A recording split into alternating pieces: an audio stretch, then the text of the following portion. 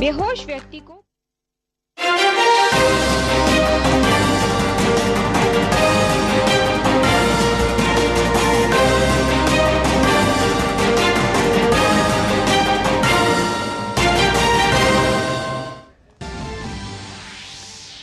जम्मू कश्मीर को प्रधानमंत्री मोदी की सौगात 32,000 करोड़ रुपए से अधिक की लागत की कई विकास परियोजनाओं का किया उद्घाटन, लोकार्पण और शिलान्यास। विकसित जम्मू कश्मीर का जताया संकल्प, कहा मैं ही पूरा करूंगा 70 साल से अधूरे आपके सपने।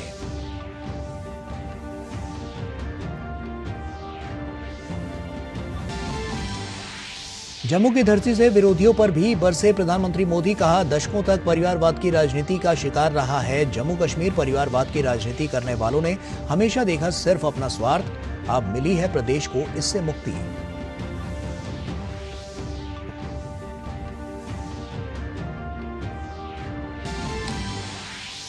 किसान आंदोलन के चलते बढ़ रही है आम लोगों की दिक्कतें। पंजाब एवं हरियाणा हाई कोर्ट ने कहा मोटर व्हीकल एक्ट के मुताबिक हाईवे पर ट्रैक्टर ट्रॉली का इस्तेमाल नहीं किया जा सकता। किसान बस या अन्य साधनों से भी दिल्ली जा सकते।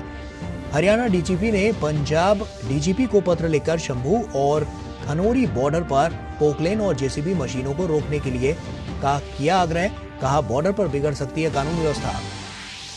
संदेश खाली पर जारी है घमासान। अदालत के हस्तक्षेप के बाद नेता विपक्ष शुभेंदु अधिकारी ने किया घटनास्थल का दौरा, दोषियों के खिलाफ की कड़ी कार्रवाई की मांग। अनुराग सिंह ठाकुर ने कहा बंगाल में महिलाएं सुरक्षित नहीं।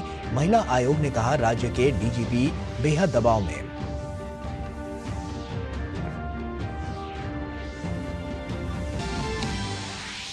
महाराष्ट्र में मराठा समुदाय को शिक्षा और नौकरियों में मिलेगा 10% आरक्षण। विधानमंडल के दोनों सदनों में पारित हुआ विधेयक, सभी दलों ने किया स्वागत। मुख्यमंत्री एकनाथ शिंदे ने कहा आरक्षण की सीमा 50% के पार, फिर भी अदालत में भी टिकेगा मराठा आरक्षण।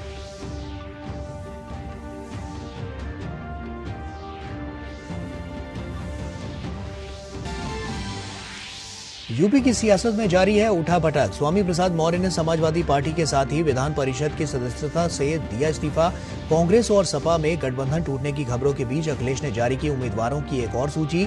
बदायूं से धर्मेंद्र यादव की जगह शिवपाल होंगे उम्मीदवार।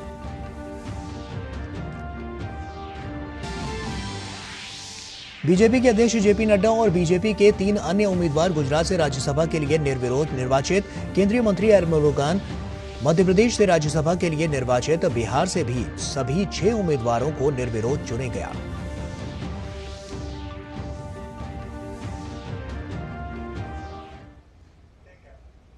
नमस्कार, आप देख रहे हैं डीडी न्यूज, आपके साथ मैं हूं गौरव श्रीवास्तव। प्रधानमंत्री नरेंद्र मोदी ने जम्मू में 32,000 करोड़ रुपए से अधिक मूल्य की अनेक परियोजनाओं की सौगात देने के बाद लोगों को संबोधित किया। प्रधानमंत्री ने कहा कि सरकार ने जम्मू कश्मीर के विकास के लिए संकल्प लिया है। उन्होंने जम्मू में common user facility petroleum depot की आधारशिला रखी।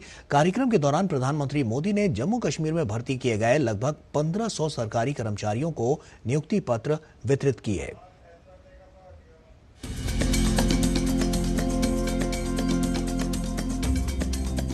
आज जम्मू कश्मीर विकसित होने के संकल्प के साथ आगे बढ़ रहा है। आज ही यहां 32,000 करोड़ रुपए के प्रोजेक्ट, उसका शिलान्यास और कुछ का लोकार्पण किया गया है। ये शिक्षा, कौशल, रोजगार, सेहत, उद्योग और कनेक्टिविटी से जुड़े प्रोजेक्ट्स हैं। अब जम्मू में आईआईटी भी है और आईआईएम भी है, और इसलिए लोग कहते हैं मोदी की गारंटी, यानी गारंटी पूरा होने की गारंटी। आज यहां आईआईटी जम्मू के एकेडमिक कॉम्प्लेक्स और हॉस्टल का लोकार्पण हुआ है। इसके साथ साथ IIT Bhilai, IIT Tirupati, triple IT DM Kurnool, Indian institute of school Kanpur, Uttarakhand और त्रिपुरा में सेंट्रल संस्कृत यूनिवर्सिटी के परमानेंट कैंपस का भी लोकार्पण किया गया है। आज आईआईएम जम्मू के साथ साथ आईआईएम बोध गया बिहार में और आईआईएम विशाखापट्टनम कैंपस आंध्र में, उसका भी उद्घाटन यहीं से हुआ है। इसके अलावा आज NIT Delhi, NIT Arunachal Pradesh, NIT Durgapur, IIT Kharagpur, IIT Bombay, IIT Delhi, IISER Berhampur, triple IT Lucknow जैसे उच्च शिक्षा के आधुनिक संस्थानों में academic blocks, hostel, library, auditorium ऐसी कई सुविधाओं का भी लोकार्पण हुआ है। जम्मू कश्मीर देश का ऐसा राज्य है जहां 2 एम्स बन रहे हैं। इनमें से एक एम्स जम्मू का उद्घाटन आज करने का मुझे सौभाग्य मिला है। आज देश भर में नए एयरपोर्ट बन रहे हैं, तो जम्मू कश्मीर भी किसी से पीछे नहीं है। आज जम्मू एयरपोर्ट के विस्तार का काम भी शुरू हुआ है। कश्मीर से कन्याकुमारी को रेल से जोड़ने का सपना भी आज और आगे बढ़ा है। श्रीनगर से संगलदान और संगलदान से बारामूला के लिए ट्रेनें चली हैं। वो दिन दूर नहीं जब कश्मीर से ट्रेन में बैठकर लोग पूरे देश के सफर पर निकल पाएंगे। आज वो पूरे देश में रेलवे के बिजलीकरण का इतना बड़ा अभियान चल रहा है, उसका बड़ा लाभ इस क्षेत्र को भी मिला है। आज जम्मू कश्मीर को अपनी पहली इलेक्ट्रिक ट्रेन मिली है। इससे प्रदूषण को कम रखने में बहुत मदद मिलने वाली है। आज अनेक सड़कों का लोकार्पण और शिलान्यास हुआ है। इसमें श्रीनगर रिंग रोड का दूसरा चरण भी शामिल है। ये जब बनकर तैयार होगी तो मनसबल झील और खीर भवानी मंदिर आना, वहां जाना और आसान हो जाएगा। जब श्रीनगर बारामूला उरी ये हाईवे का काम पूरा होगा तो इससे किसानों और टूरिज्म सेक्टर को और ज्यादा लाभ होगा। दिल्ली अमृतसर कटरा एक्सप्रेस वे, इसके विस्तार से जम्मू और कटरा के बीच की सुविधा और बेहतर होगी। जब ये एक्सप्रेस वे बनकर तैयार होगा तो जम्मू और दिल्ली के बीच आना जाना बहुत आसान हो जाएगा।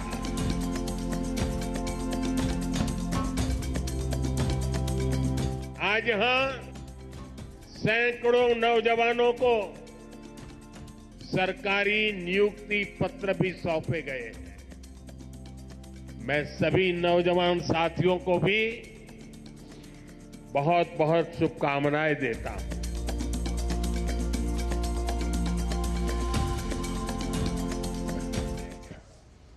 जम्मू कश्मीर के दौरे पर प्रधानमंत्री नरेंद्र मोदी ने अपने 10 वर्षों के कार्यकाल के दौरान किए गए विकास कार्यों को गिनाया। प्रधानमंत्री ने कहा कि जम्मू कश्मीर के विकास में अनुच्छेद 370 बड़ी दीवार बनी हुई थी। इस दीवार को भारतीय जनता पार्टी सरकार ने हटा दिया है। इस दौरान प्रधानमंत्री ने वर्षों तक जम्मू कश्मीर की उपेक्षा करने के लिए कांग्रेस समेत दूसरे विपक्षी दलों को भी जिम्मेदार ठहराया। भारत माता की, भारत माता की, भारत माता की।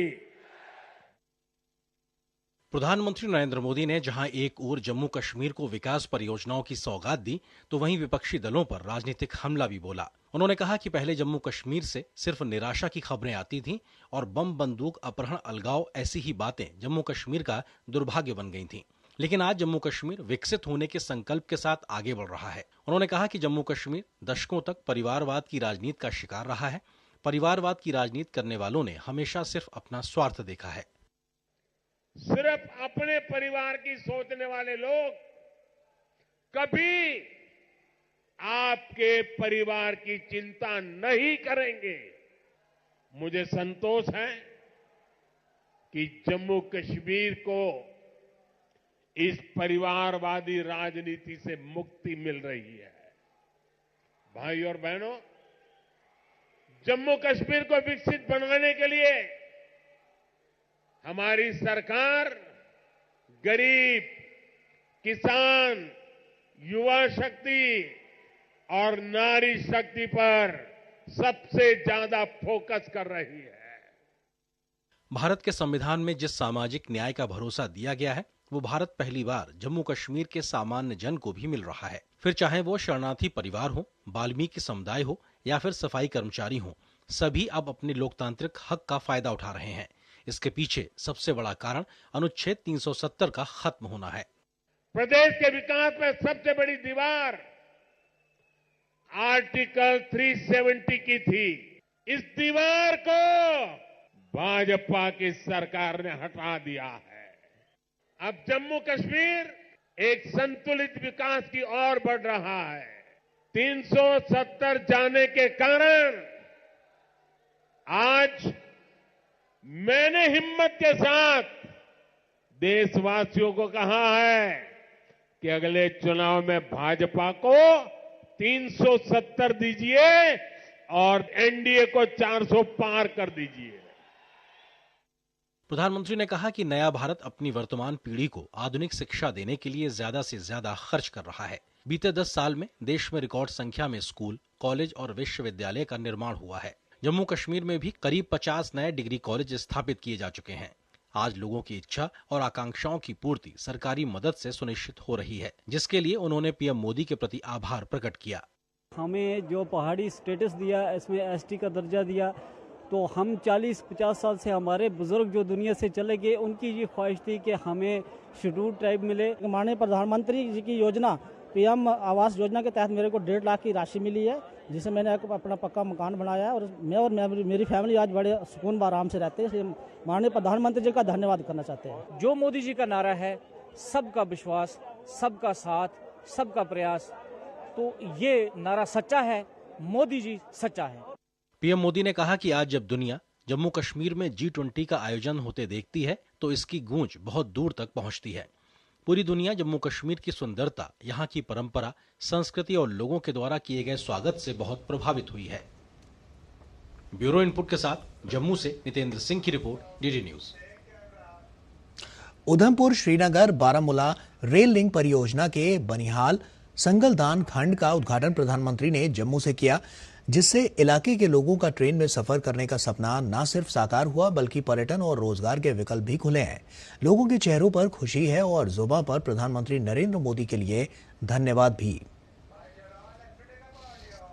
बहुत अच्छा है ये ट्रेन में हम श्रीनगर जा रहे हैं, वापस भी आ रहे हैं। हमारे लिए बहुत अच्छा हुआ है कि हमें किराया गाड़ी में हम जाते थे 1000 रुपया किराया लगता। अगर ट्रेन में जाएंगे तो हमें ये 80 रुपये लगेंगे, जान का 80, आन का भी 80 रुपये लगेंगे। हमें बहुत अच्छा शुक्रिया, धन्यवाद है मोदी साहब का। बहुत खुश है इस ट्रेन आने से, मोदी जी के धन्यवाद हम करना चाहते हैं। बहुत लोग खुश है इसकी वजह से, क्योंकि जी अगर हम श्रीनगर जाते थे एक साइड से 1000 रुपये लगता था, इसमें हमको खाली 80 रुपये लगेंगे किराया। हम बहुत खुश है, मोदी जी का शुक्रिया अदा करना चाहते हैं। आज हमारा भारत ने जो काम किया है, देश के प्रधानमंत्री जी ने, हम बधाई देना चाहेंगे कि हमारा इस वक्त जम्मू कश्मीर के लोगों के अंदर इतना उत्साह है कि आप पूछिए नहीं। कितना देखते हैं छोटे बच्चे, हमारी बच्चियां, हमारी माताएं, बहनें सब ट्रेन में बैठ के जा रही हैं। लोग इंतजार कर रहे थे कि कब ट्रेन यहाँ संगलदान में पहुंचेगी, और आज पहला दिन है जो यहाँ से श्रीनगर बारामूला के लिए लोग जो है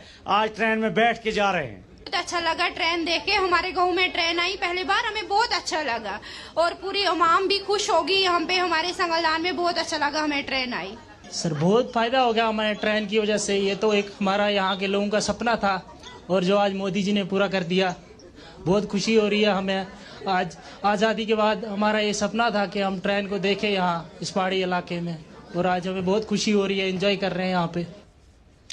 और किसान आंदोलन की वजह से आम लोग काफी परेशान हैं। इस बीच पंजाब हरियाणा सीमा पर चल रहे किसान आंदोलन को लेकर मंगलवार को पंजाब एवं हरियाणा हाईकोर्ट में सुनवाई हुई और इस दौरान हाईकोर्ट ने कहा कि मोटर व्हीकल एक्ट के मुताबिक हाईवे पर ट्रैक्टर ट्रॉली का इस्तेमाल नहीं किया जा सकता। हाईकोर्ट ने कहा कि किसान बस या अन्य साधनों से भी दिल्ली जा सकते हैं।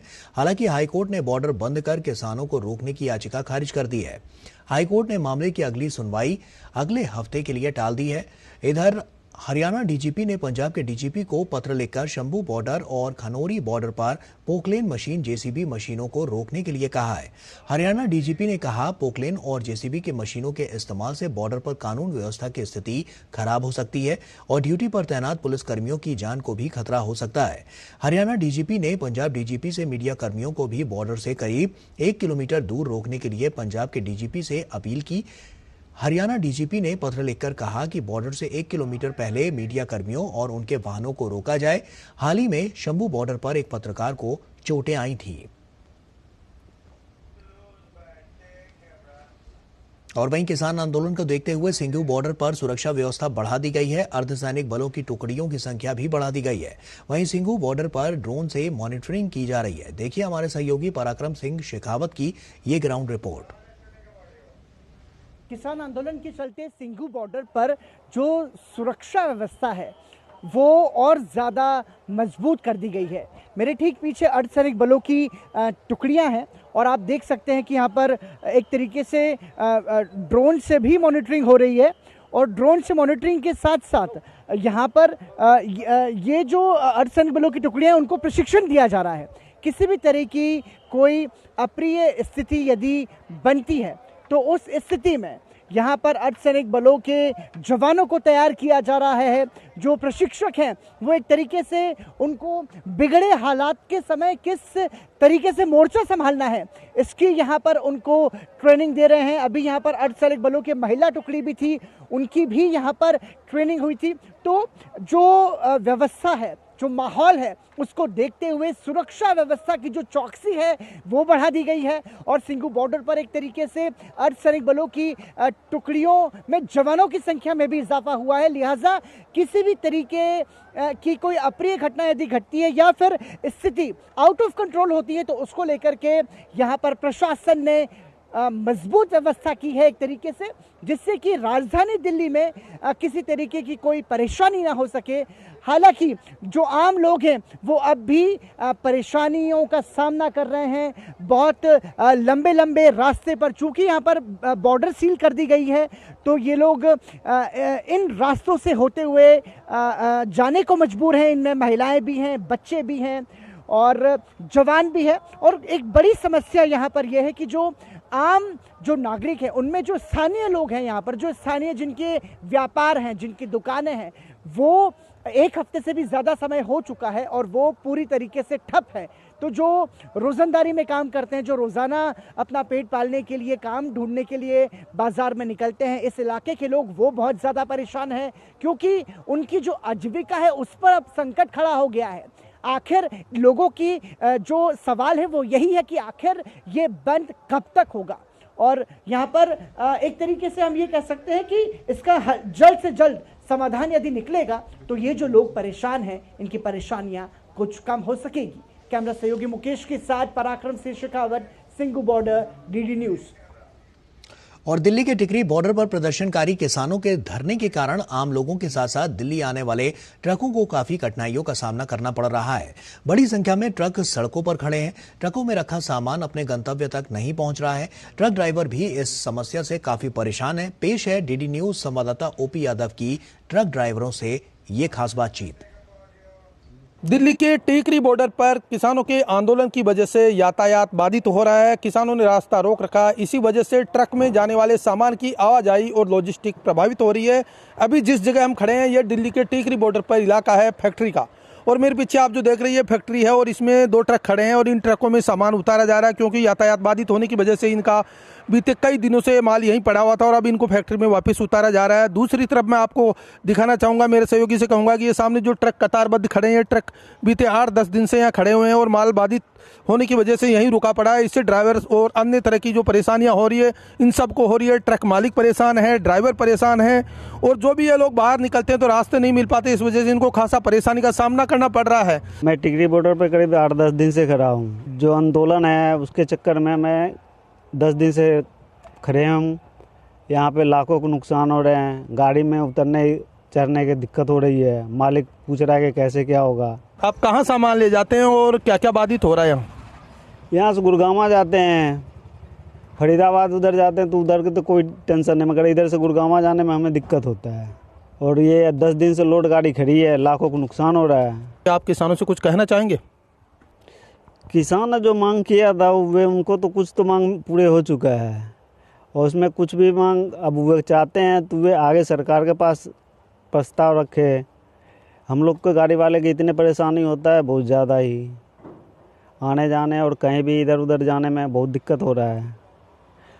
किसान की बात है तो वे आगे सरकार का प्रस्ताव रखे, हम लोग को तो परेशान ना करें। टिकरी बॉर्डर से पीछे खड़ा हूँ मैं इस टाइम। वो बॉर्डर बंद हो रखे हैं ये किसान आंदोलन की वजह से और परेशानी हो रही है। कभी कभी इधर जाए कभी इधर घुमाए गाड़ी, बहुत ज़्यादा 3-4 दिनों का ज़्यादातर हरियाणा की लोड होती जी गाड़ी हमारी। अब चलती गाड़ी तो कुछ अपना खर्चा वर्चा भी अपना बन जाता है। अब रुकी पड़ी है गाड़ी, इसमें कुछ कोई हिसाब किताब नहीं है। किसानों को आप क्या कहना चाहेंगे? आपका यहाँ ट्रक भी रुका हुआ है और किसानों ने आंदोलन कर रखा है इस वजह से।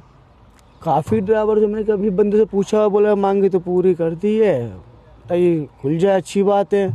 मांगे पूरी कर दी है और बोल रहे अब खोलने के खुल जाए तो वो भी अपना खेती बाड़ी करे और हम भी अपना काम करते रहें। आप यहाँ किस लिए खड़े हैं? इसलिए खड़े, यहीं गाड़ी खाली हुई है और फिर माल नहीं जा रहा है, रास्ता बंद है। कितने ट्रक खड़े हैं यहाँ? यहाँ तो काफ़ी खड़े ट्रक, वो लाइन लगाए खड़े। दिक्कत तो बहुत हो रहा है सर, गाड़ी वाड़ी आ नहीं रहा है, न जा रहा है, बहुत दिक्कत हो रहा है उधर से। उनका भी सोचना चाहिए क्योंकि हर चीज़ बैठने से नहीं होता है, थोड़ा आपस में बात करना चाहिए उनको। यहाँ तो बहुत दिन से रुके पड़े हैं, जब से आंदोलन शुरू हुआ है यहाँ पे तब से रुके पड़े हैं। यहाँ पे गाड़ी जा रहा है, वहाँ जाने नहीं दे रहा था, फिर वापसी लिया के कंपनी में खाली कर रहे हैं। क्योंकि अधिकांश मांगे मांग ली है लेकिन उसके बाद भी आंदोलन कर रहे हैं। अभी भी आप लोगों को परेशानी हो रही है उससे? दिक्कत हमें भी है। सरकार जब मान लिए हैं तो यहाँ पे जो भी कुछ है तो अपने किसानों को अपने खेतों में जाके काम करना चाहिए। हम लोग भी काम में बाधा न देना चाहिए उन लोगों को। परेशानी क्या मेरे भाई, लंबे जहाज हो जाते हैं, कहीं तार मर जाते हैं, कहीं गली गुलियों में निकालने पड़ते हैं। बॉर्डर तो बंद कर रखे ना, बहुत ज़्यादा परेशानी है। कई दिनों से माल ट्रक में ही पड़ा हुआ है और हार थक के वापस फैक्ट्री एरिया में आए। इन्होंने यहाँ माल वापस उतारना शुरू कर दिया है। इनको अपने किराए भाड़े की चिंता है, मालिक को कंपनी में माल पहुँचाने की चिंता है, इनको अपनी रोजी रोटी की चिंता है। तो कंपनी में माल पहुँचेगा तो कर्मचारियों को काम मिलेगा। तो इस तरह से कई तरह की परेशानियां किसान आंदोलन के चलते हो रही है। मेरे से कैमरामैन आशीष के साथ मैं उपी यादव, DD न्यूज, टिकरी बॉर्डर। और उधर संदेश खाली पर घमासान जारी है। अदालत के हस्तक्षेप के बाद नेता विपक्ष शुवेंदु अधिकारी ने घटनास्थल का दौरा किया और दोषियों के खिलाफ कड़ी कार्रवाई की मांग की। बीजेपी ने एक बार फिर दोहराया कि बंगाल में महिलाएं सुरक्षित नहीं है। पश्चिम बंगाल के संदेश खाली का मामला लगातार सियासी तौर पर हंगामे की वजह बना हुआ है। बीजेपी जहां इस मामले में हमलावर है, वहीं राष्ट्रीय महिला आयोग भी राज्य सरकार को कटघरे में खड़ा कर रहा है। राज्य विधानसभा के नेता प्रतिपक्ष शुवेंदु को स्थानीय लोगों से मिलने संदेश खाली जाना था, लेकिन इसको लेकर जमकर हंगामा हुआ। सुबह जब शुवेंदु अधिकारी संदेश खाली जाने के लिए अन्य विधायकों के साथ रवाना हुए तो उन्हें पश्चिम बंगाल पुलिस ने रास्ते में ही रोक दिया था। इसके विरोध में भाजपा नेताओं ने वहीं पर धरना शुरू कर दिया। शुवेंदु अधिकारी ने कहा कि संविधान का मुख्य स्तंभ न्यायपालिका है।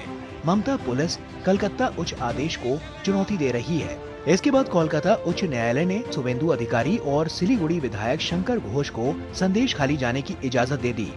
वहां पहुंचने पर दोनों ने स्थानीय लोगों से मुलाकात कर उनकी बात जानी। शुवेंदु अधिकारी ने शाहजहां और उसके करीबियों के खिलाफ कार्रवाई की मांग की। सीबीआई आ गया, स्टेट पुलिस भाग गया तो जस्टिस इनको मिलेगा। बलात्कारी, जोमी लुटेरा, माफिया और वोट लुटेरा सब जेल के अंदर हो जाएगा। सब ममता के आदमी, शाहजहां का जितना भी करीबी आदमी है, सब लोग के खिलाफ एक्शन होना चाहिए। वहीं सीपीएम नेता वृंदा करात भी संदेश खाली जा रही थी, लेकिन पुलिस ने उन्हें भी रोक दिया। सीपीएम ने भी इस मामले में ममता सरकार पर निशाना साधा है। हम लोग आए थे यहाँ संदेश खाली में महिलाओं से मिलने के लिए, क्योंकि महिलाओं ने हमें बुलाया है कि आप आइए, हमसे मिलिए। हमारे साथ जबरदस्त अत्याचार हुआ है टीएमसी ऑफिस में। टीएमसी की गुंडाबाही ने रात को हमें बुलाकर हमारे साथ यौन अत्याचार किया। हम लोग यहाँ आए, कल कलकत्ते हाईकोर्ट ने 144 धारा उठा दिया, लेकिन आज जब हमारे पुलिस कह रही है कि शांति भंग होगा, तो उस समय शांति भंग नहीं हुआ। जब टीएमसी के ऑफिस में महिलाओं को बारी बारी बुलाकर उनके साथ अत्याचार किया, तब नहीं भंग हुआ शांति। पश्चिम बंगाल के उत्तर 24 परगना जिले में स्थित गांव संदेश खाली में इन दिनों जमकर विरोध प्रदर्शन हो रहा है। यहां की महिलाओं ने बीते दिनों आरोप लगाए थे कि टीएमसी नेता शाहजहां शेख और अन्य टीएमसी नेताओं ने उनकी जमीनों पर कब्जा कर लिया और कुछ महिलाओं ने टीएमसी नेताओं पर यौन शोषण के आरोप भी लगाए हैं। वहीं संदेश खाली दौरे पर राष्ट्रीय महिला आयोग की अध्यक्ष रेखा शर्मा ने पुलिस महानिदेशक से मुलाकात के बाद बताया कि डीजीपी बेहद दबाव में है। उन्होंने कहा कि लगता है कि डीजीपी के हाथ बंधे हुए हैं, वो कुछ नहीं कर सकते। उनको कुछ 1-2 फोन आए जिसके बाद उनका वो पूरा रवैया चेंज हुआ और उन्होंने वो मीटिंग को शॉर्ट कर दिया। शॉर्ट इसलिए भी किया कि जहां हमने शाहजहां का नाम लिया उनको थोड़ा सा वो चुभा और उन्होंने कहा कि वो अरेस्ट कैसे करेंगे जब उसके अगेंस्ट कुछ है ही नहीं, और ईडी को अरेस्ट करना चाहिए, हम क्यों अरेस्ट करें। सो अगर वो बिल्कुल ही ये कह रहे हैं कि उसके अरेस्ट अगेंस्ट कुछ नहीं है तो इन्वेस्टिगेशन क्या करेंगे। तो वहाँ पे मुझे लगता है कि वो उनके हाथ बंधे हुए हैं, वो कुछ नहीं कर सकते। अगर उनको मीटिंग भी कट शॉर्ट करनी पड़ी तो आप सोच सकते हैं वो प्रेशर में है और अंडर प्रेशर वो कैसे काम करेंगे। इस बीच सिविल सोसाइटी के सदस्यों की एक उच्च स्तरीय समिति पश्चिम बंगाल का 24 और 25 फरवरी को दौरा करेगी। इस फैक्ट फाइंडिंग समिति में पूर्व जज, पूर्व ब्यूरोक्रेट, वरिष्ठ पत्रकार, वकील, मानवाधिकार कार्यकर्ता शामिल हैं, जो संदेश खाली का दौरा कर वहां के हालात का जायजा लेंगी। दौरे के बाद समिति द्वारा एक अंतिम रिपोर्ट तैयार की जाएगी और इसे भारत के संवैधानिक अधिकारियों को सौंपा जाएगा। उधर इस मामले की रिपोर्टिंग कर रहे एक पत्रकार की गिरफ्तारी के बाद ममता सरकार निशाने पर है। राज्य के राज्यपाल सीवी आनंद बोस ने भी इस गिरफ्तारी की निंदा की है। Of the journalist, I had given my opinion yesterday itself. I repeat it. I expect the government to take appropriate action effectively. There is no attempt at muzzling the press can be tolerated. गिरफ्तारी के विरोध में दिल्ली में भी प्रदर्शन हुआ, जिसमें तमाम पत्रकारों ने हिस्सा लिया। कोलकाता ब्यूरो के साथ ब्यूरो रिपोर्ट, डीडी न्यूज। और सूचना प्रसारण मंत्री अनुराग सिंह ठाकुर ने संदेश खाली मामले में ममता सरकार पर हमला बोला है। अनुराग ठाकुर ने कहा है कि संदेश खाली में घटने वाले मामले पूरे देश और मानवता को शर्मसार करने वाली है और ममता राज में यहां मीडिया और महिलाओं की आवाज दबाई जा रही है। ये संदेश खाली का संदेश आज पश्चिम बंगाल की गली गली जा रहा है कि महिलाएं सुरक्षित नहीं है। ये जो आवाजें दबाने का काम, मीडिया की आवाज को दबाने का काम ममता जी की सरकार कर रही है। मैं मुख्यमंत्री जी से कहना चाहता हूं, ये फ्रीडम ऑफ प्रेस, इसका गला घोंटने का काम मत कीजिए। आप कब तक मीडिया की आवाज को दबाएंगे? आप कब तक महिलाओं की आवाज को दबाएंगे? आपके राज में कब तक ये जुल्म होते रहेंगे? आखिर चीखो पुकार करके सवाल बार बार खड़े होते हैं कि आपकी सरकार में कानून व्यवस्था क्यों चरमरा गई है। और महाराष्ट्र में मराठा समुदाय को शिक्षा और नौकरियों में 10% आरक्षण मिलेगा। इससे जुड़ा विधेयक विधानमंडल के दोनों सदनों में पारित हो गया है। सभी राजनीतिक दलों ने इसका स्वागत किया है। मुख्यमंत्री एकनाथ शिंदे ने कहा कि हालांकि आरक्षण की सीमा 50% के पार पहुंच गई है, फिर भी अदालत में भी मराठा आरक्षण जरूर टिकेगा। महाराष्ट्र विधानसभा के साथ साथ महाराष्ट्र विधान परिषद में भी मराठा आरक्षण विधेयक पारित हो गया। मुख्यमंत्री एकनाथ शिंदे ने राज्य विधानमंडल के विशेष सत्र में मराठा आरक्षण विधेयक पेश किया और इस विधेयक को दोनों सदनों में सर्वसम्मति से मंजूरी मिल गई। बिल के पारित होने से मराठा समुदाय को अब शैक्षणिक संस्थानों और नौकरियों में 10% आरक्षण मिलेगा। विधेयक पर चर्चा के दौरान मुख्यमंत्री एकनाथ शिंदे ने कहा कि चाहे ओबीसी भाई हों या कोई अन्य समुदाय, हमने किसी के आरक्षण से छेड़छाड़ किए बिना मराठा समुदाय के लिए शैक्षिक और नौकरी में आरक्षण प्रदान करने का फैसला किया है। महाराष्ट्र के मुख्यमंत्री एकनाथ शिंदे, उप मुख्यमंत्री देवेंद्र फडणवीस, विधानसभा अध्यक्ष राहुल नार्वेकर, विधान परिषद के उपाध्यक्ष नीलम गोरे और सत्ता पक्ष के अन्य नेताओं ने भी खुशी जाहिर की। सरकार ने ये उचित निर्णय लिया हुआ है। ओबीसी समाज को कोई भी बाधा नहीं पहुंचाते हुए अन्य समाज के ऊपर अन्याय नहीं करते हुए ये मराठा रिजर्वेशन देने का निर्णय बहुत बड़ा निर्णय सरकार ने लिया है। विपक्ष के लोगों को भी धन्यवाद देता हूँ। मेरे दोनों उप मुख्यमंत्री देवेंद्र जी और अजीत दादा पवार और मेरे पूरे मंत्रिमंडल के सहयोगी और हमारे सब विधायक पूरे के पूरे सभी लोगों को मैं धन्यवाद देता हूँ। सभी लोगों ने मिलकर ये जो कानून है पारित किया है। हमारी सरकार ने मराठा समाज को SC/BC के तहत 10% आरक्षण देने का प्रस्ताव एक कानून के रूप में, एक बिल के रूप में दोनों सदनों में रखा था। दोनों सदनों में एक मत से यूनानिमसली इस कानून को मान्य किया है, इस बिल को मान्य किया है और इसको कानूनन अमली जामा पहनाया है। अब कानूनन मराठा समाज को 10% आरक्षण दिया जाएगा। ये देते समय कहीं पर भी OBC समाज के आरक्षण से छेड़छाड़ नहीं की गई। मुझे बहुत खुशी है कि आज हमारे मुख्यमंत्री जी के नेतृत्व में हमारे महायुति की सरकार ने एक ऐतिहासिक फैसला आज लिया है। इससे पहले राज्य सरकार ने पिछड़ा वर्ग आयोग को गठित कर मराठा आरक्षण को लेकर रिपोर्ट देने को कहा था। आयोग ने पिछले हफ्ते ही ये रिपोर्ट सरकार को सौंपी थी। इससे पहले राज्य में मराठा समुदाय को सरकारी नौकरियों और शैक्षणिक संस्थाओं में 16% आरक्षण देने वाला विधेयक पारित किया था, मगर इससे राज्य में कुल आरक्षण 50% की अधिकतम सीमा से ऊपर चला गया। नतीजा ये कि 2021 में सुप्रीम कोर्ट ने इसे असंवैधानिक करार दिया। Bureau report, DD news. और राजनीतिक दलों की तरफ से लोकसभा चुनावों की तैयारियां जारी हैं, तो इसके साथ ही सियासी दांवपेच भी जोरों पर है।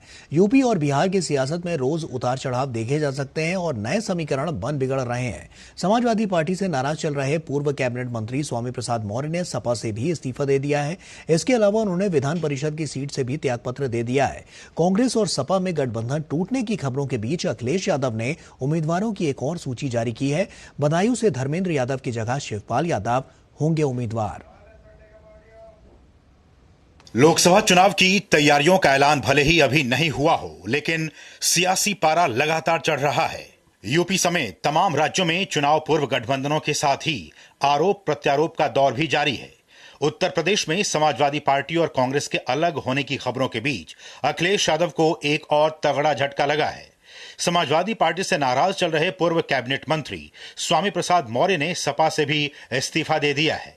इसके अलावा उन्होंने विधान परिषद की सीट से भी त्यागपत्र दे दिया है। सपा से इस्तीफा देते हुए स्वामी ने अखिलेश को एक पत्र भी लिखा है।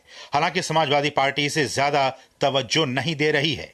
ये सब जानते हैं कि वो सरकार में नहीं है, न उनकी सरकार केंद्र में है, न प्रदेश में है, कुछ देने की हैसियत में भी नहीं है। और वो जो भी दिए हैं ससम्मान में वापस भी कर दूंगा, क्योंकि मेरे लिए पद माने नहीं रखता, मेरे लिए विचार माने रखता है। चुनाव के दौरान स्वामी प्रसाद मौर्य जी घाटी में आए थे और वो चुनाव नहीं जीत पाए थे। उसके बावजूद भी समाजवादी पार्टी ने उन्हें MLC बना के विधानसभा में भेजने का काम किया है और हम स्वामी प्रसाद मौर्य जी का पूरा सम्मान करते हैं। उधर कांग्रेस और समाजवादी पार्टी में सीटों का बंटवारा न हो पाने की वजह से मतभेद बढ़ता ही जा रहा है। सूत्रों के हवाले से खबर है कि दोनों दलों के बीच सीटों के बंटवारे पर बात नहीं बन पाई। कहा जा रहा है कि दोनों दल यूपी में लोकसभा चुनाव अलग अलग लड़ेंगे। हालांकि अभी तक किसी भी दल ने इसकी पुष्टि नहीं की है। वहीं कांग्रेस सांसद राहुल गांधी की भारत जोड़ो न्याय यात्रा को रायबरेली में काले झंडे दिखाए गए। इन सब घटनाक्रमों के बीच बीजेपी लगातार कांग्रेस पर हमला कर रही है। जहां जहां जाएंगे वहां गठबंधन टूटता ही जाएगा। जहां जहां जाएंगे वहां जनाधार कांग्रेस का अपने आप कम होता चला जाएगा। अब कांग्रेस का जनाधार लगभग समाप्त है। सपा और कांग्रेस में तकरार हो चाहे इकरार हो, इससे कोई फर्क नहीं पड़ता है। वह चाहे मिल करके लड़े चाहे अलग अलग लड़े, लेकिन उत्तर प्रदेश की सभी 80 सीटें भारतीय जनता पार्टी गठबंधन जीतेगा। यहां कांग्रेस का इस बार खाता नहीं खुलेगा। हालांकि कांग्रेस कह रही है कि सीटों का बंटवारा जल्द हो जाएगा। केंद्रीय गृह मंत्री अमित शाह मंगलवार को चुनावी तैयारियों के सिलसिले में राजस्थान पहुंचे। उन्होंने न केवल कई बैठकें की बल्कि कार्यकर्ता सम्मेलन में भी हिस्सा लिया। उन्होंने मोदी सरकार की उपलब्धियां गिनाई और एक बार फिर 400 पार का नारा दिया। अब अगर 400 पार करना है और मजबूती के साथ मोदी सरकार बनानी है तो राजस्थान में कहीं भी गलती नहीं होनी चाहिए। फिर से एक बार हैट्रिक लगाकर 25 की 25 सीटें मोदी जी की झोली में डालनी है। उधर बिहार विधानसभा में विपक्ष के नेता और पूर्व उप मुख्यमंत्री तेजस्वी यादव ने मुजफ्फरपुर से जन विश्वास यात्रा की शुरुआत की। कुल मिलाकर तमाम राज्यों में सियासी गतिविधियां बढ़ रही हैं। Bureau report, DD news. और केंद्रीय गृह मंत्री अमित शाह आज जयपुर में प्रबुद्ध जन सम्मेलन में शामिल हुए और इस दौरान सभा को संबोधित करते हुए उन्होंने कहा कि भारत के लोकतंत्र को परिवारवाद, तुष्टीकरण, भ्रष्टाचार और जातिवाद ने तबाह किया था, जिनको मोदी सरकार ने खत्म कर दिया। देश के लोकतंत्र को 4 नासुरों ने ग्रसित किया था। परिवारवाद, तुष्टीकरण, भ्रष्टाचार और जातिवाद। ये 4 नासुरों से कलर्ड देश के जनमत और फैसले आते थे। मोदी जी ने 10 साल के अंदर परिवारवाद को समाप्त किया, जातिवाद को समाप्त किया, भ्रष्टाचार को समाप्त किया और जातिवाद को भी समाप्त करने का काम नरेंद्र मोदी ने। जातिवाद, तुष्टीकरण, परिवारवाद और भ्रष्टाचार के पैसों से चुनाव लड़ने वाले आज मजबूर हो गए हैं, अकेले मोदी जी को हरा नहीं सकते। ऐसे मंच पर मनमेल न होने के बावजूद लाइन में बैठकर इंडी अलायंस का नाम देकर फोटो अपॉर्चुनिटी कर रहे हैं। एक राष्ट्र एक चुनाव पर उच्च स्तरीय समिति के अध्यक्ष रामनाथ कोविंद और अन्य सदस्यों ने एक साथ चुनाव कराने से संबंधित मुद्दे पर राजनीतिक दलों के साथ अपनी बातचीत जारी रखी। इसी संबंध में भारतीय जनता पार्टी का एक प्रतिनिधिमंडल पार्टी अध्यक्ष जेपी नड्डा के नेतृत्व में HLC से मुलाकात की और एक लिखित ज्ञापन सौंपा। पार्टी के सदस्यों ने HLC के साथ विस्तृत बातचीत भी की। पार्टी अध्यक्ष जेपी नड्डा ने कहा कि भाजपा एक देश एक चुनाव का समर्थन करती है। ये जो अलग अलग समयों पर चुनाव होते हैं, इस कारण से मॉडल कोड ऑफ कंडक्ट देश में और प्रदेश में कहीं न कहीं लगा ही रहता है। MCC model code of conduct, और इसके कारण प्रशासन और गुड गवर्नेंस पर बहुत बड़ा असर पड़ता है। भारतीय जनता पार्टी ने यह सिफारिश की है कि पीपल्स रिप्रेजेंटेटिव एक्ट में कंसेंसस बनाकर परिवर्तन करना चाहिए।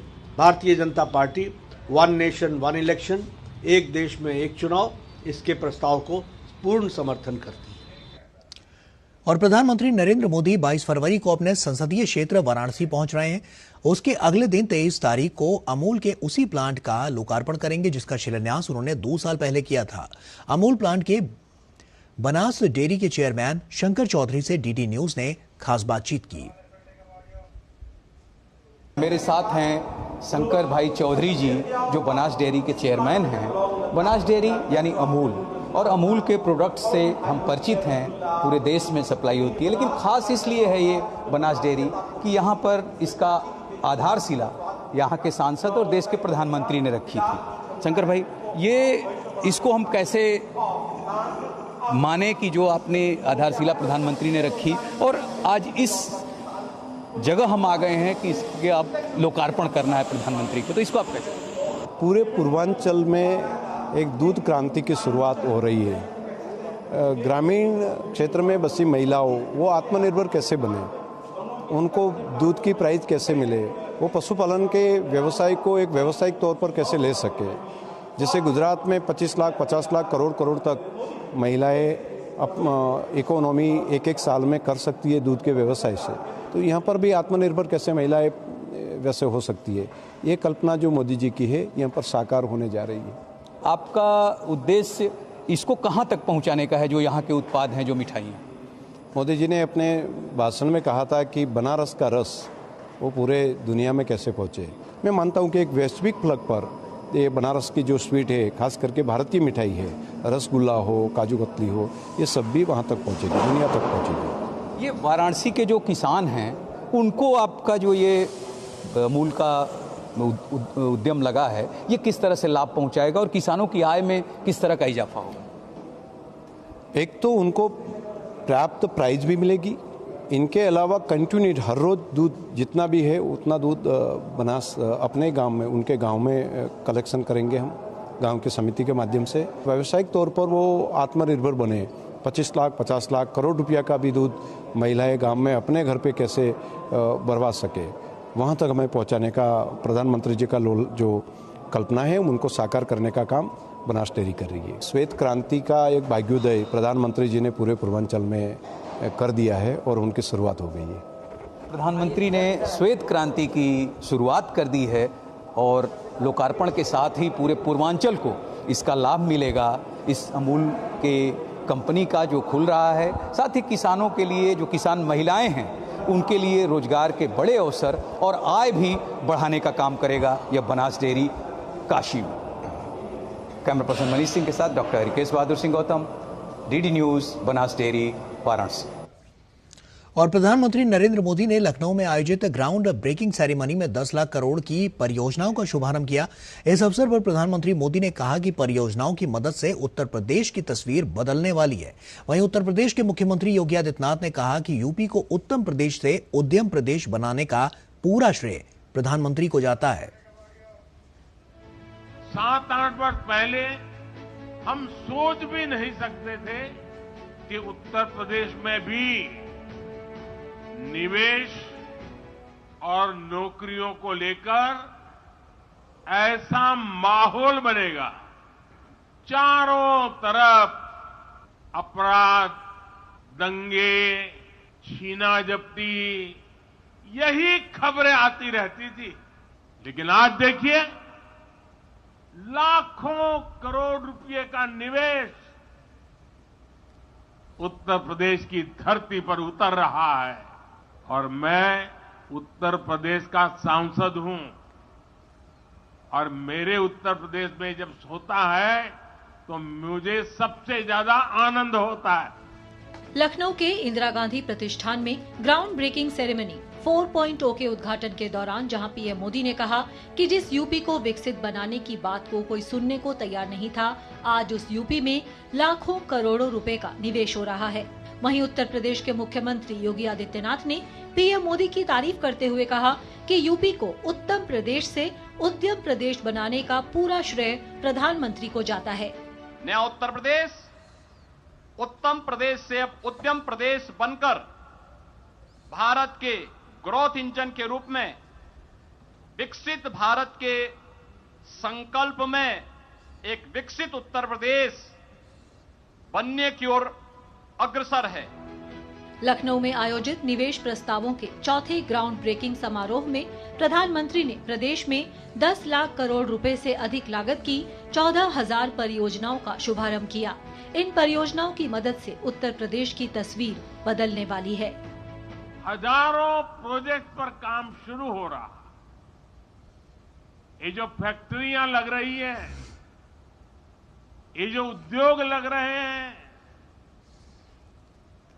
ये यूपी की तस्वीर बदलने वाले हैं। बात निवेश की हुई तो पीएम ने निवेशकों का भी जिक्र किया और साथ ही निवेशकों के सरकार पर भरोसे का भी। पीएम ने कहा कि चुनाव के नजदीक भी नए निवेश बताते हैं कि निवेशकों को सरकार की पॉलिसी की स्थिरता पर भरोसा है, यानी कि इशारा साफ था कि निवेशकों को सरकार के तीसरी बार सत्ता में आने का भी भरोसा है। अक्सर हमने देखा है कि चुनाव के नजदीक लोग नए निवेश से बचते हैं, लेकिन आज भारत ने ये धारणा भी तोड़ दी है। आज दुनिया भर के इन्वेस्टर्स को भारत में सरकार की पॉलिसी की स्टेबिलिटी पर पूरा भरोसा है। पीएम मोदी ने अपनी गारंटी का जिक्र करते हुए कहा कि उनकी सरकार हर लाभार्थी तक लाभ पहुंचाए बिना चैन से नहीं बैठेगी। अब हमारी सरकार खुद गरीब के दरवाजे पर आ रही है और ये मोदी की गारंटी है कि जब तक हर लाभार्थी को उसका हक नहीं मिल जाता, हमारी सरकार शांत नहीं बैठेगी। ग्राउंड ब्रेकिंग सेरेमनी के जरिए प्रदेश में 10,23,537 करोड़ रुपए की 14,619 परियोजनाओं की नींव रखी गई है। आइए आपको ये भी बताते हैं कि प्रदेश के किस क्षेत्र को कितना प्रतिशत हिस्सा मिला। यूपी में 10,23,537 करोड़ की 14,619 परियोजनाओं की नींव रखी गई है, जिसमें पूर्वांचल में 29%, मध्यांचल में 14% और बुंदेलखंड को 5% हिस्सा मिला है। उत्तर प्रदेश के 75 जनपदों को दिया गया ये निवेश कई मायनों में खास है। दिए गए इन परियोजनाओं में सबसे ज्यादा हिस्सा पाने वाला जिला है गौतम बुद्ध नगर। 75 जनपदों में शुरू की गई इन निवेश परियोजनाओं में 19 जिले तो ऐसे हैं जिन्होंने निवेश लक्ष्य को 100% से ज्यादा हासिल कर लिया है। आइए अब आपको इन जिलों के नाम भी बताते हैं। 100% से भी ज्यादा लक्ष्य हासिल करने वाले जिले हैं एटा ने 354%, सीतापुर ने 145%, शाहजहांपुर ने 127%, सोनभद्र ने 121%, चंदौली ने 117%, मुजफ्फरपुर और मुरादाबाद ने 114%, मिर्जापुर ने 113%, हरदोई ने 111%, अमेठी ने 108%, रामपुर ने 103%, बहराइच ने 101%, भदोही और बिजनौर ने 100%। ये वो योजनाएं हैं जो यूपी की तस्वीर और तकदीर दोनों बदलेंगी। साथ ही सीएम योगी के 1 ट्रिलियन इकोनॉमी वाले विकसित उत्तर प्रदेश के सपने को साकार करने में भी मददगार साबित होंगी। Bureau report, DD news. और विदेश मंत्री डॉक्टर एस जयशंकर ने आज India Europe business and sustainability conclave को संबोधित किया। विदेश मंत्री ने अपने संबोधन में कहा कि यूरोप के साथ भारत का रिश्ता केवल महाद्वीप और संघ तक नहीं है। उन्होंने कहा कि हमने यूरोपीय देशों के छोटे समूहों के साथ भी काम किया है। भारत की अर्थव्यवस्था का जिक्र करते हुए उन्होंने कहा कि भारत जल्द ही दुनिया की तीसरी सबसे बड़ी अर्थव्यवस्था बन जाएगा। The other factor I mentioned was technology. And surely in a digital age, I think we all appreciate the importance of trust and transparency. This is the age of AI, it is the age of electric vehicles, it is of critical emerging technologies, of space, and really of smart cities and smart technologies. And we see this really reflected in our daily lives, in our, in the economic developments that surround us. And certainly in a lot of what we are doing, we believe today that there are opportunities for European companies. और कर्नाटक की कांग्रेस सरकार केरल के जरिए एक व्यक्ति के परिवार को 15 लाख रुपए का मुआवजा देने पर कई सवाल खड़े हो गए और माला सदन में भी ये जो पूरा मामला है वो सदन में भी गूंजा।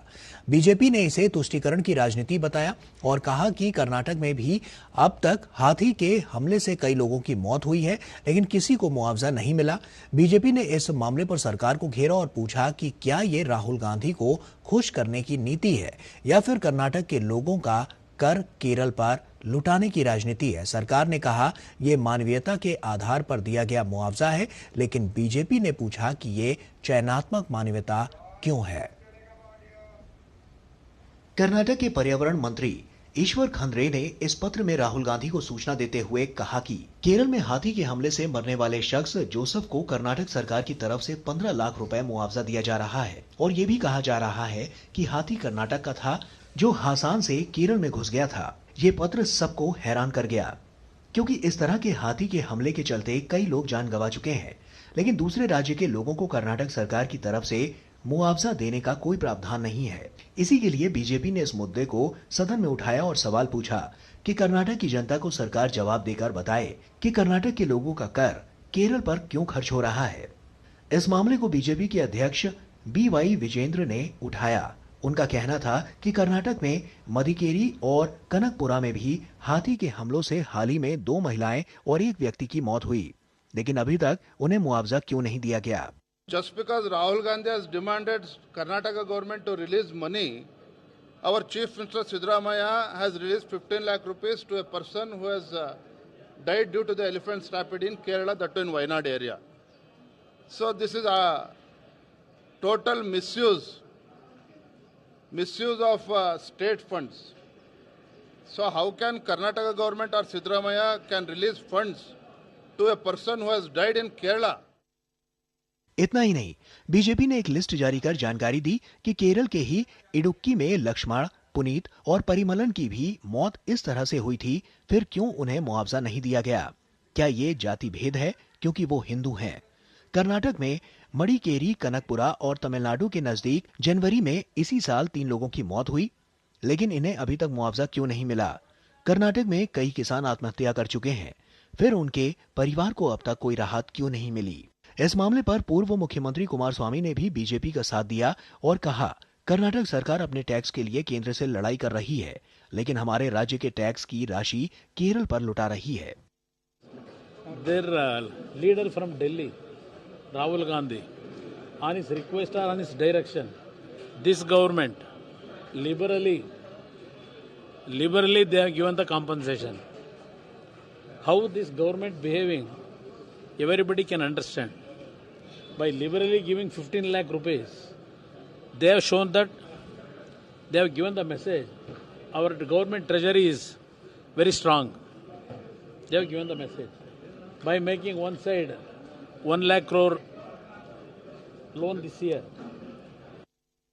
इस मामले को कांग्रेस सरकार ने बीजेपी की राजनीति बताया और कहा कि मानवीयता के आधार पर किसी की मदद करना कोई गलत बात नहीं है, लेकिन इस बात का जवाब कांग्रेस के पास नहीं है कि क्या ये मानवीयत राहुल गांधी के लोकसभा क्षेत्र वायनाड तक सीमित है।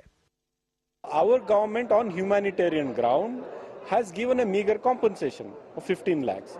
If a government cannot take a decision on humanitarian ground, then we are no government. We are the government for the people. And a Kerala resident is also an Indian who has been trampled and who has lost his life from an elephant belonging to Karnataka state. So there is every reason for us to come out on humanitarian ground and compensate the victim's family. Kerala सरकार ने Joseph के परिवार को 10 लाख रुपए की राशि मुआवजे के तौर पर देने का ऐलान किया, लेकिन राहुल गांधी ने जोसेफ के परिवार से मुलाकात करने के बाद कर्नाटक सरकार को राशि देने को कहा और सरकार ने 15 लाख रुपए देने का ऐलान किया। इस पूरे विवाद में मानवीयता और अमानवीयता के बीच कितना फर्क है, ये हर किसी को नजर आ रहा है। आयशा खानम के साथ ब्यूरो रिपोर्ट, डीडी न्यूज। और केंद्र शासित प्रदेश दादरा नगर हवेली के सिलवासा में साइली क्रिकेट ग्राउंड पर स्पोर्ट्स आउटरीच प्रोग्राम का भव्य उद्घाटन किया गया। खेल एवं युवा मामलों तथा सूचना एवं प्रसारण मंत्री अनुराग सिंह ठाकुर एवं प्रशासक प्रफुल्ल पटेल ने इस कार्यक्रम का उद्घाटन किया। इस अवसर पर स्पोर्ट्स किट्स का वितरण भी किया गया। केंद्रीय खेल मंत्री ने कहा कि युवाओं को खेलों से जोड़ना बेहद जरूरी है। हजारों युवाओं को नशों से दूर रखना और खेलों में उनकी भागीदारी बढ़ाना एक बहुत शानदार कदम है। अब युवा फिजिकली और मेंटली फिट रह सकते हैं। फिट इंडिया, खेलो इंडिया दोनों को बल इससे मिलेगा और हमारे पूरे क्षेत्र में भविष्य के खिलाड़ी निकले। देखिए, जब ये इस उम्र के खिलाड़ी खेलेंगे तो जो छोटे छोटे बच्चे उनको देखकर और प्रेरणा लेते हैं, उनमें भी खेलों का भाव और आता है। और वहीं खेलो इंडिया यूनिवर्सिटी गेम्स में युवा खिलाड़ियों का शानदार प्रदर्शन देखने को मिल रहा है। आज खेले गए तैराकी के इवेंट्स में जैन यूनिवर्सिटी का दबदबा नजर आया। खेलो इंडिया यूनिवर्सिटी गेम्स में तैराकी में पुरुषों की 200 मीटर बटरफ्लाई के फाइनल में जैन यूनिवर्सिटी के शुभ्रांत पात्रा ने स्वर्ण पदक जीता। रजत पदक चंडीगढ़ यूनिवर्सिटी के नाम रहा। महिलाओं की 4x200 metre free style relay का स्वर्ण पदक जैन यूनिवर्सिटी के नाम रहा। यूनिवर्सिटी ऑफ मद्रास ने रजत और महात्मा गांधी यूनिवर्सिटी कोट्टायम ने कांस्य पदक जीता। तैराकी में पुरुषों की 200 मीटर इंडिविजुअल मेडली में KLEF के साई निहार विकिना ने स्वर्ण पदक जीता। वहीं रजत पदक WBSU और कांस्य पदक जैन यूनिवर्सिटी के नाम रहा। बास्केटबॉल में महिलाओं के सेमीफाइनल में मद्रास यूनिवर्सिटी ने गुरु नानक देव यूनिवर्सिटी को 105-48 से मात दी। ये मैच कर्मवीर नवीन चंद्रा इंडोर स्टेडियम में खेला गया। बास्केटबॉल में ही पुरुषों के सेमीफाइनल में पंजाब यूनिवर्सिटी ने जैन यूनिवर्सिटी को हराया। एक कड़े मुकाबले में पंजाब यूनिवर्सिटी ने 89-87 से जीत दर्ज कर फाइनल में जगह बनाई। टेबल टेनिस में नेहरू स्टेडियम में खेले गए महिलाओं के टीम बी राउंड 2 में चंडीगढ़ यूनिवर्सिटी की त्रिशा गोगोई ने मद्रास यूनिवर्सिटी की आशिका को 3-0 से मात दी। वहीं महिलाओं के टीम डी राउंड 2 में दिल्ली यूनिवर्सिटी की वासुनी जायसवाल ने अदामास यूनिवर्सिटी की संचुता चैटर्जी को 3-0 से हराया। Sports desk, DD news. और मध्य प्रदेश में मुख्यमंत्री डॉक्टर मोहन यादव ने खजुराहो नृत्य समारोह 2024 का शुभारंभ किया। इस बीच राग बसंत की लय पर 1484 कथक नृत्य साधकों के थिरकते कदमों ने 20 से 26 फरवरी तक चलने वाले 50वें खजुराहो नृत्य समारोह में गिनीज वर्ल्ड रिकॉर्ड बना दिया। हाथों में दीपक लेकर जब लय और ताल के साथ घुंघरू साधकों के कदम मिले, तब भारतीय संस्कृति और परंपरा एक साथ मुस्कुरा उठी। मुख्यमंत्री डॉक्टर मोहन यादव के प्राचीन वाद्य यंत्र नगाड़ा की ताल और नृत्यकों के घुंघरुओं की झनकार ने समारोह की ऐतिहासिक उपलब्धि को यादगार बना दिया।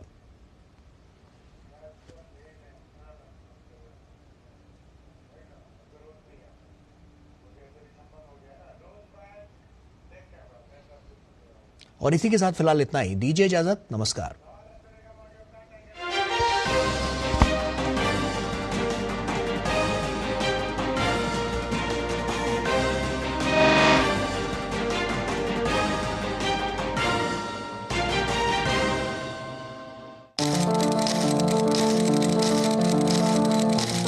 घर घर जल, हर घर नल बना रहा।